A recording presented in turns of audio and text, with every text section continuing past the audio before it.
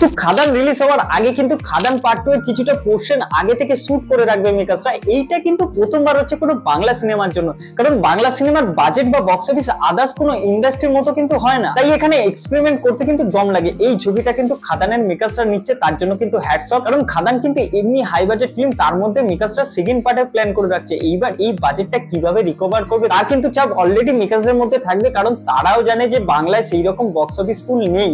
এই খাদান ফিল্মটা যদি 2010-15 দিকে রিলিজ হলে কিন্তু খুব একটা বেশি চাপ হতো না, কারণ সেই সময় কিন্তু বাংলা ছবি রমরমিয়ে চলতো। কিন্তু 2024-এ দাঁড়িয়ে যেখানে বক্স অফিস পুল একদমই নেই, সেখানে কিন্তু সেকেন্ড পার্টের প্ল্যানটা কিন্তু অনেকটাই বেশি চাপের হয়ে যাবে। এবার দেখা যাক কতটা কি হয়। এখনো পর্যন্ত কিন্তু খাদানের এই রকমই কিছু প্ল্যান শোনা যাচ্ছে, বাট দেবদা আছে, দেবদা এগুলো সব সামনে নেবে, কারণ দেবদার মাইন্ড কিন্তু এইসব দিকে খুবই সজাগ। হ্যাঁ, দেবদা স্যাটেলাইট বা ওটিটি দিয়ে কিন্তু এই টাকাটা অবশ্যই তুলে নেবে, বাট হলে হিট হবার কিন্তু আলাদা মর্যাদা আছে, সেটাকে কিন্তু মাথায় রাখতেই হবে। তো সেকেন্ড আমি যেটা নিয়ে কথা বলবো সেটা হলো মিঠুন চক্রবর্তীর আপকামিং ফিল্ম শাস্ত্রীর কি গল্প হতে চলেছে, কাস্টিং এ কে কে থাকতে চলেছে, সেটা নিয়ে কিন্তু নামি পত্রিকায় একটা আর্টিকেল বেরিয়েছে, সেটা নিয়ে কিন্তু পুরো আলোচনাটা করবে। এই শাস্ত্রী ফিল্মটা কিন্তু পুজোতে রিলিজ করতে চলেছে, আর এই ফিল্মটা কিন্তু টেক্কা আর বহুরূপীর সাথে ক্ল্যাশ করতে চলেছে।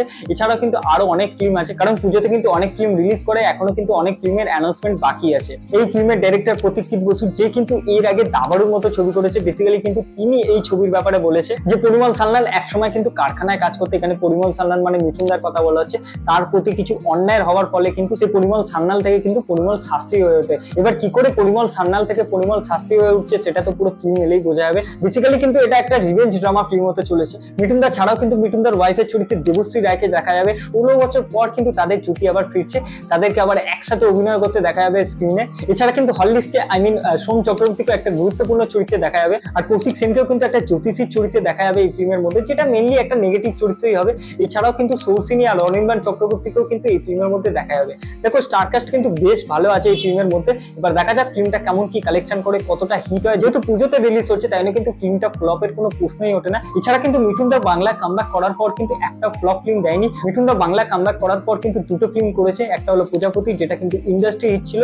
এছাড়া কিন্তু কাবুলিওয়ালাও কিন্তু সুপার হিট ফিল্ম ছিল। আমার মনে হয় শাস্ত্রী ফিল্মটা যদি ঠিকঠাক হয় তাহলে কিন্তু এই ফিল্মটা একটা সুপার হিট ট্যাগ পেয়ে যাবে, কারণ পুজোতে কিন্তু সবাই ফিল্ম দেখে, বাঙালিরা কিন্তু পুজোতে প্রচুর ফিল্ম দেখে। এগুলো কিন্তু পুজোর 4টে দিনে 7টা ফিল্ম রিলিজ করে, অডিয়েন্স বুঝতে পারে না কোন ফিল্মটা ছেড়ে কোন ফিল্মটা দেখবে। তাই কিন্তু অনেক সময় বাংলা ফিল্মের বক্স অফিস ভাগাভাগি হয়ে যায়, কারণ এত ফিল্ম রিলিজ করে, গ্যাদারিং হয়ে যায়, অডিয়েন্স কত ফিল্ম দেখবে 4 দিনে ভাই 7টা ফিল্ম দেখা ভাই ইম্পসিবল না। একটা নিউট্রাল অডিয়েন্সের জন্য এটা সত্যি ইম্পসিবল ভাই, পুজোয় ঘুরবে না ফিল্ম দেখবে। বাট ডিরেক্টর প্রডিউসাররা কিন্তু পুজোর সময় যা কামনার কামি না, এছাড়া কিন্তু বাংলা সিনেমা সেইভাবে চলে না। তো লাস্ট আমি যেটা নিয়ে কথা বলবো এই ভিডিওতে সেটা হলো তুফান নাকি 56 কোটি টাকা গ্রস কালেকশন তুলেছে। এটা কি সত্যি?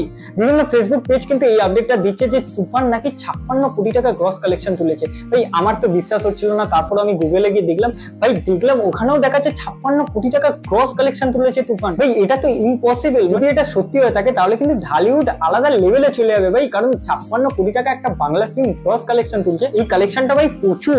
এই অ্যামাউন্টটা কিন্তু বলিউডের অনেক অ্যাক্টরই অ্যাচিভ করতে পারে না, যেটা কিন্তু শাকিব খান করে দেখিয়েছে। তো সত্যি কথা বলতে কিন্তু এটা আমার এখনো বিশ্বাস হচ্ছে না যে শাকিব খানের ফিল্ম এত কামিয়েছে, কারণ শাকিব খানের তুফান ফিল্মটা কিন্তু কলকাতায় সেভাবে চলেনি। 38 লাখের মতো মাত্র কালেকশন করেছিল কলকাতা থেকে, ওভারঅল ইন্ডিয়া থেকে তোমরা বলতে পারো। তো যারা এই ভিডিওটা দেখছে বাংলাদেশ থেকে, তাদের জন্য একটাই রিকোয়েস্ট ভাই, তোমরা সত্যিটা জানাও যে শাকিব খানের তুফান ফিল্মটা সত্যি কি 56 কোটি টাকা গ্রস কালেকশন তুলেছে।